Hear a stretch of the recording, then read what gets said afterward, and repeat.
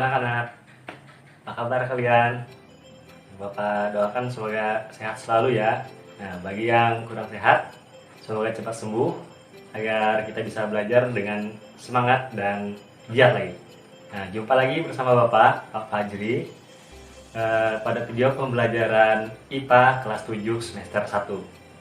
Nah, langsung saja kita mulai materi yang pertama.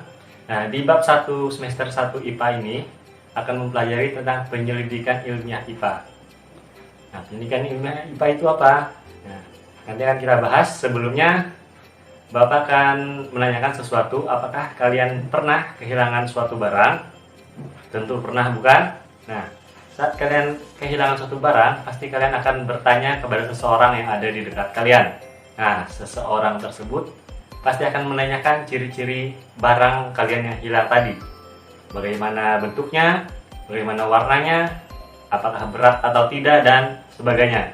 Nah, kalian menjawab pertanyaan dari mereka tadi, itu salah satu tindakan yang tidak sengaja kalian lakukan. Itu merupakan suatu tindakan penyelidikan ilmiah IPA. Nah, apa saja tindakan-tindakan dalam penyelidikan ilmiah IPA? Nah, mari kita lanjutkan ke materi. Oke, sebelum kita masuk lebih dalam ke materi penyelidikan ilmiah IPA, Bapak akan bahas dulu tentang apa itu IPA. IPA adalah ilmu yang membahas tentang aspek mendasar alam, baik itu tentang makhluk hidup ataupun itu tentang benda tak hidup atau benda mati. Ya.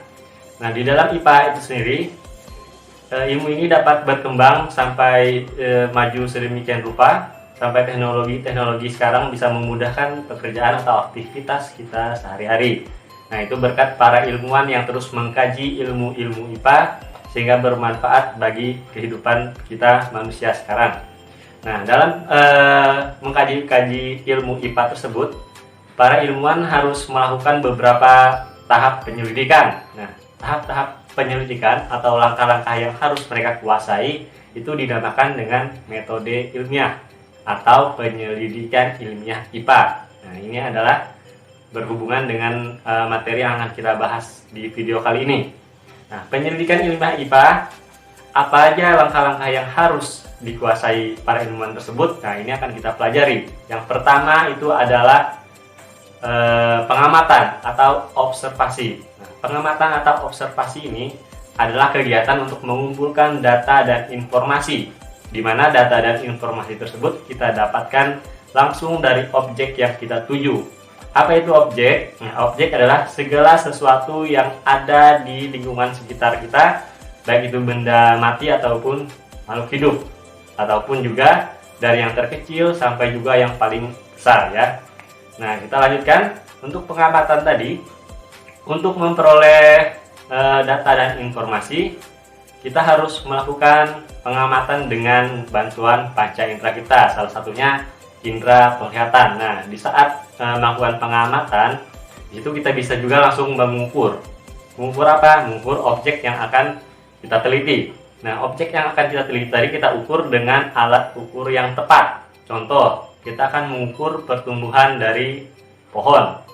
Jadi untuk mengukur pertumbuhan pohon, kita gunakan alat ukur yang tepat seperti penggaris atau meteran ya. Nah, langkah-langkah yang kedua itu adalah langkah membuat inferensi. Nah, di dalam membuat inferensi, kita harus merumuskan penjelasan tentang hasil pengamatan kita atau mencari pola-pola atau hubungan antar aspek yang akan diamati dan kita akan membuat perkiraan. Misalkan kita mengamati pohon. Nah, membuat inferensinya kita harus jelaskan apakah kira-kira pohon ini akan bertumbuh apabila diberi air secukupnya, ataukah mungkin pohon ini akan kurang tumbuh subur kalau kita tidak memberikan cahaya. Nah, di sini kita akan menjelaskan kenapa bisa begitu. Nah, kira-kira seperti itu ya dalam membuat inferensi. Kemudian ya langkah yang terakhir yaitu ketiga, itu mengkomunikasikan. Nah, di dalam langkah yang ini kita akan mengkomunikasikan hasil pengamatan kita atau hasil penelitian kita.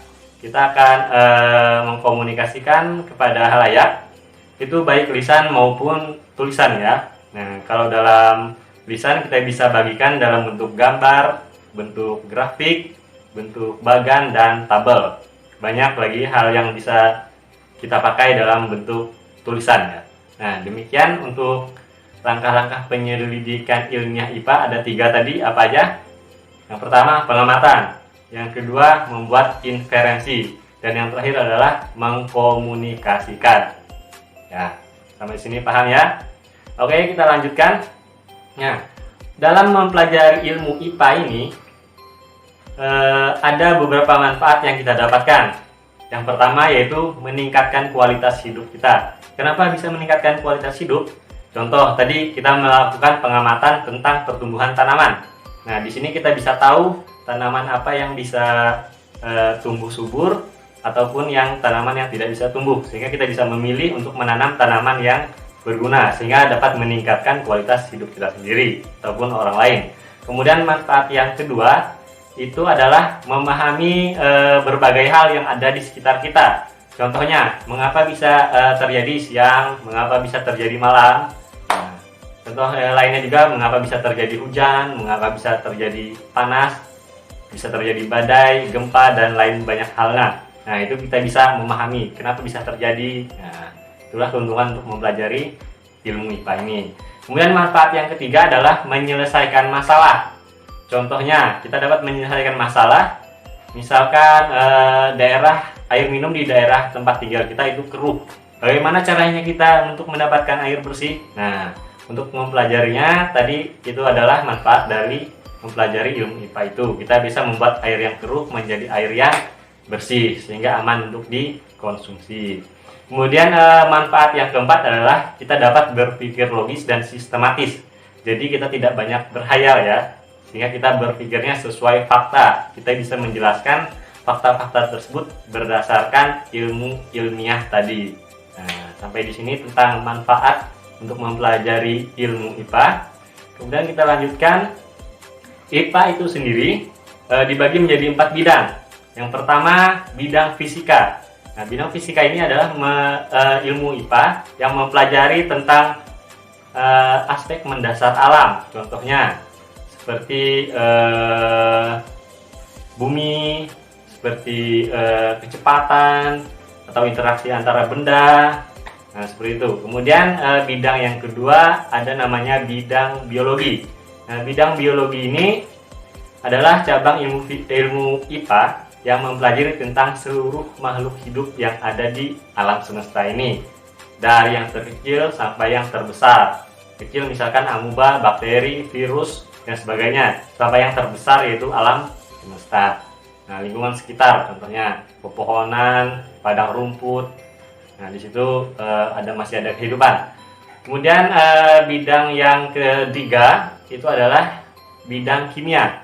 Nah, bidang kimia ini ilmu IPA yang mempelajari tentang reaksi-reaksi zat atau reaksi-reaksi antar zat atau materi ya. Nah, jadi contohnya misalkan larutan, campuran, misalkan air bereaksi dengan besi, apa yang terjadi sehingga bisa menghasilkan karat. Nah, contohnya seperti itu. Kemudian cabang ilmu IPA yang terakhir itu ada namanya bidang astronomi.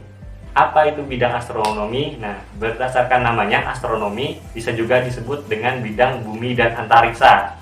Nah, itu bisa membahas tentang planet-planet, tentang benda-benda langit, tentang matahari, komet, meteor, dan lainnya. Nah, kira-kira sampai sini paham ya? Oke. Untuk mempelajari lebih dalam lagi tentang bab ini, yaitu tentang penyelidikan ilmiah IPA, sini Bapak akan memberikan tugas untuk kalian kerjakan di rumah supaya lebih memahami materinya lebih dalam lagi ya. Untuk soalnya Bapak sudah sisipkan di akhir video.